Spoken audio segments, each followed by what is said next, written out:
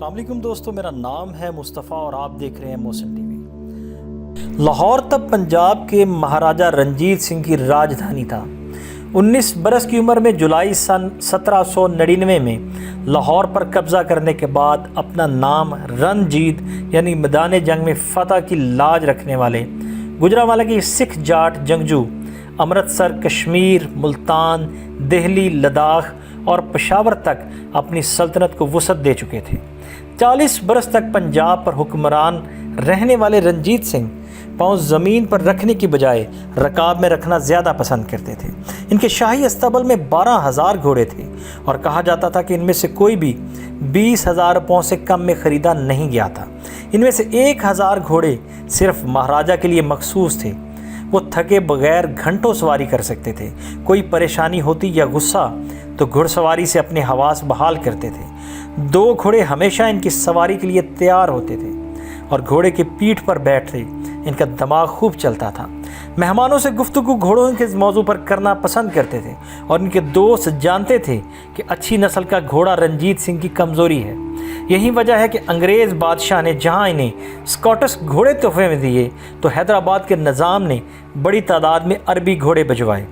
راجہ رنجیت سنگھ اپنے گھوڑوں کو نسیم، روحی اور گوہر بار جیسے شاعرانہ نام دے رکھے تھے۔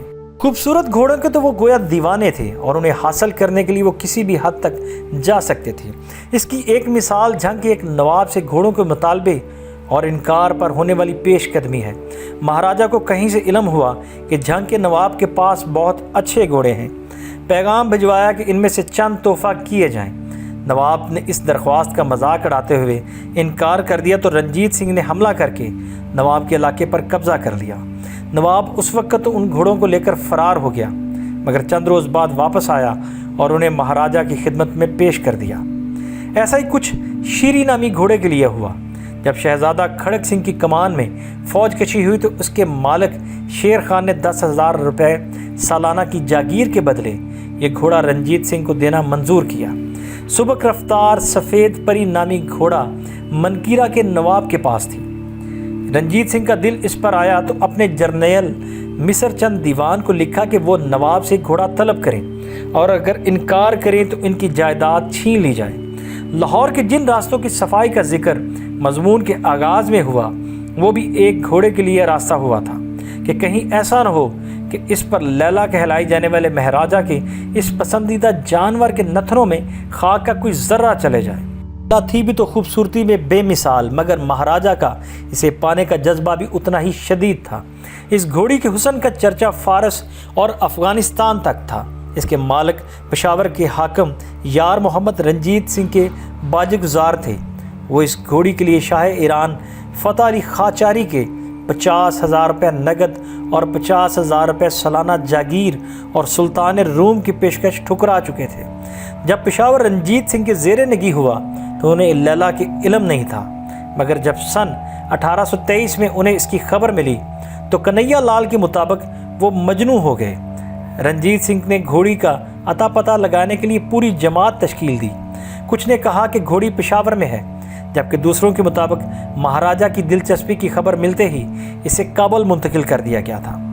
اس اطلاع پر مہاراجہ نے اپنے خصوصی ایلچی فقیر عزیز الدین کو پشاور بھیجا اور وہ واپسی پر تحائف میں کچھ اچھے گھوڑے ساتھ لائے، لیکن لیلا ان میں شامل نہیں تھی، کیونکہ یار محمد نے رنجیت سنگھ کے ایلچی کو بتایا تھا کہ ان کے پاس وہ گھوڑی نہیں ہے۔ رنجیت سنگھ کو یقین تھا کہ یار محمد جھوٹ بول رہا ہے۔ یار محمد کا 12 سالہ بیٹا مہاراجہ کے دربار میں تھا۔ ایک بار اس نے مہاراجہ کے کسی گھوڑے کا تقابل لیلا سے کیا تو مہاراجہ نے پوچھا، مگر کیا لیلا زندہ ہے؟ تو لڑکے نے جواب دیا، ہاں بالکل۔ تو یار محمد نے اپنی گھوڑی رنجیت سنگھ کے حوالے کرنا منظور نہ کیا اور سید احمد بریلوی سے جا ملے، جو اس وقت مہاراجہ سے برسر پیکار تھے۔ سن 1826 میں بدھ سنگھ سندھیری والیہ کی زیر قیادت ایک سکھ فوج سید احمد سے نمٹنے اور گھوڑی لینے کے لیے پشاور جا پہنچی۔ حکم تھا کچھ بھی ہو جائے، گھوڑی ہر قیمت پر لاہور دربار پہنچنی چاہیے۔ اس موقع پر ایک خونی جنگ ہوئی جس میں ہزاروں افراد مارے گئے۔ بدھ سنگھ کو بھی یار محمد نے اور گھوڑے تحفے میں دیے، مگر لیلا کے بارے میں پھر بتایا کہ وہ تو مر چکی ہے۔ مگر رنجیت سنگھ کے جاسوسوں کی خبر تھی کہ گھوڑی زندہ ہے۔ مہاراجا نے غصے میں شہزادہ کھڑک سنگھ کی قیادت میں ایک اور مہم بھیجی اور فرانسیسی جرنیل ونٹورا جو پہلے نپولین کی فوج میں تھے اور اب مہاراجا کی خاص معتمد بن چکے تھے، اس مہم کا اہم حصہ تھے۔ لیکن ان کے پشاور پہنچنے سے پہلے ہی یار محمد کو بعض روایات کے مطابق ان کے اپنے قبیلے نے گھوڑی پر لڑنے کے باعث ہلاک کر دیا تھا۔ بعض دیگر روایات ان کے پہاڑوں میں روپوش ہونے کی بات کرتی ہیں۔ بہرحال ان کی جگہ ان کے بھائی سلطان محمد نے لے لی۔ اس مہم میں لاہور دربار نے فتح پائی۔ جب سلطان محمد سے جنرل ونٹورا نے لیلا کا مطالبہ کیا تو انہیں بھی یہی بتایا گیا کہ لیلا مر چکے ہیں۔ تاہم ونٹورا نے نئے حکمران کو انہی کے محل میں پابند کر دیا اور آگاہ کیا کہ 24 گھنٹے کے اندر ان کا سر قلم کر دیا جائے گا۔ تب جا کر سلطان محمد گھوڑی ان کے حوالے کرنے پر راضی ہوئے۔ تاہم مورخین کے مطابق ایسا کرتے ہوئے وہ ایک بچے کی طرح بلک بلک کر روئے۔ پشاور سے گھوڑی کو فوری طور پر ایک خصوصی گاڑی میں 500 فوجیوں کی حفاظت میں لاہور روانہ کیا گیا۔ یہ بادامی باغ اور قلعے کے آس پاس دھلی دھلائی سڑکوں سے گزرتی ہوئی مغربی دروازے پر لاہور پہنچی۔ یہ سن 1830 کا واقعہ ہے۔ گویا پہلی خبر سے ہی پہلی جھلک تک کا سفر 7 سال تک رہا۔ لیلا کی آمد پر سکھ راجدھانی میں جشن کا سما تھا، کیونکہ مہاراجا کے خواب کی ایک عرصے کے بعد تکمیل ہوئی۔ قول سر لیپل ہنری گریفن کے رنجیت سنگھ نے جرمن سیاح بیرن چارلز ہیوگن کو خود بتایا کہ 60 لاکھ روپے اور 12,000 فوجی اس گھوڑے کو پانے میں کام آئے۔ ناول نگار اندو سندریسن لکھتی ہیں کہ رنجیت سنگھ کسی بھی گھوڑے پر بیٹھتے تو ان کی شخصیت کا تاثر ہی بدل جاتا اور یوں لگتا کہ وہ ایک جانور ہو گئے ہیں۔ جب لیلا کو مہاراجا کے استبل میں لایا گیا تو وہ کچھ اڑیل سی تھی اور اپنے مضبوط اور سفید دانت نکوس کر ملازموں کی طرف بڑھی۔ رنجیت سنگھ نے اسے پیار سے اس پر ہاتھ پھیرا اور کان میں کچھ کہا اور وہ ان کی متی ہو گئی۔ اس روز کے بعد لیلا نے مہاراجا کے علاوہ کم ہی کسی اور کو خود پر سوار ہونے دیا تھا۔ لیلا کو حاصل کر کے رنجیت سنگھ اتنے نہال تھے کہ انہوں نے 105 کے رات کا کوہ نور ہیرا جسے وہ اپنے بازو پر باندھتے تھے لاکھوں روپے کے دیگر زیورات کے ساتھ گھوڑی کو پہنایا۔ اوور سبرون کہتے ہیں کہ مہاراجا کو اس بات کا بالکل دکھ نہیں تھا کہ انہوں نے ایک گھوڑے کو پانے کے لیے اتنی رقم اور اپنے لوگوں کی جانیں جھونک دی۔ انہیں اس بات کا بھی افسوس نہیں تھا کہ اس سیدھی سادی لوٹ نے ان کے کردار کو کیسا داغدار کیا تھا۔ لیلا مضبوط جسم، شائقات اور پھرتیلی تھی۔ ہیوگل نے یہ گھوڑی شاہی استبل میں دیکھی۔ وہ بیان کرتے ہیں کہ یہ مہاراجا کی بہترین گھوڑی تھی۔ گھٹنوں پر گول گول سونے کی چوڑیاں ہیں، گہرا سرمئی رنگ، سیاہ ٹانگیں ہیں اور پورے 16 ہاتھ قد ہے۔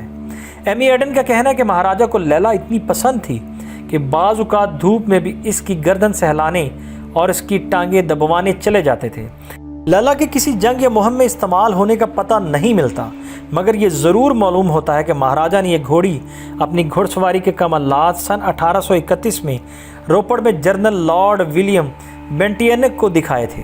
انہوں نے انتہائی تیز رفتاری سے لیلا کو بھگاتے ہوئے 5 مرتبہ اپنے نیزے کی نوک سے پیتل کا ایک برتن اٹھایا اور تماشائیوں نے بے پناہ داد دی تو مہاراجا نے بڑھ کر لیلا کا منہ چوم لیا۔ لیلا کے لیے رنجیت سنگھ کی پسندیدگی کا یہ عالم تھا کہ مصنف کرتار سنگھ دگل کے مطابق انہوں نے اپنے بیٹے شیر سنگھ کو لیلا پر بغیر اجازت سواری کرنے کی پاداش میں قریب آنکھ ہی کر دیا تھا۔ رنجیت سنگھ نے اپنے معتمد خاص فقیر عزیز الدین سے کہا کہ وہ شیر سنگھ کو جائیداد سے آگ کرنے جا رہے ہیں۔